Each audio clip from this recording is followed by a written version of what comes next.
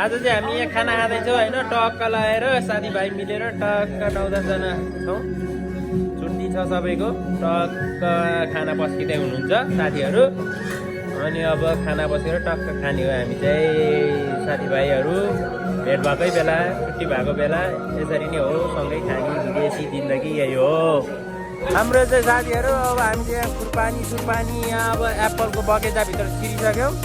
ठुलो बगैँचा छ यो चाहिँ बुल्गेरियाको ल गाडी साडी नि पार्किङ छ यहाँ विशाललाई यहाँ आइरहनु भएको छ हामी चाहिँ बगैँचामा आइरहेको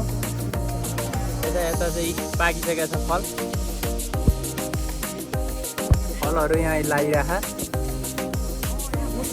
चाहिँ यही जङ्गलभित्र छिराएका छौँ होइन छिरेको थियौँ अघि अब यता अर्को बाटोबाट छिर्न लाग्छौँ यहाँ चाहिँ केटाहरू अगाडि छ टक्क हेर्नु नि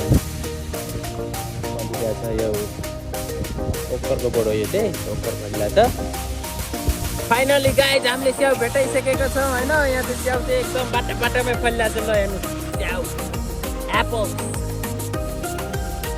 एप्पल्स माने यही हो ल हेर्नु साथीहरू गाइजहरू यहाँ चाहिँ एकदम एप्पल टिप्ने भिडभाड छ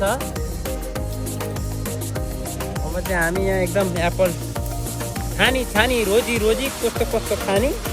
हामी खाँदैछौँ एकदम फलहरू दामी खाले यो वन काफल वन ऐसेलु पनि छ यहाँ बोटैभरि स्याउै स्याउ छ ल यो चाहिँ बुल्गेरियाको स्याउ हामी चाहिँ पुरै स्याउ गाडीमा सङ्घर्षमय हाम्रो यहाँ स्याउ बुढोहरूमा छिर्दैछ स्याउ टिप्न बिजार्दैछ रोड छ हामी चाहिँ स्याउ खाँदैछौँ टोली चाहिँ स्याउ टिपेर अब घुमतिर फर्किँदैछौँ सबैको गोजी भारी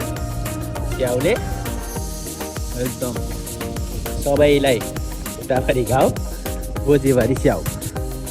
लाठिक्का साथीहरू हामीले चाहिँ यति स्याउ टिपेर लिएर आएका छौँ च्यानललाई चाहिँ सब्सक्राइब गरिदिनु होला माया गरिदिनु होला धन्यवाद।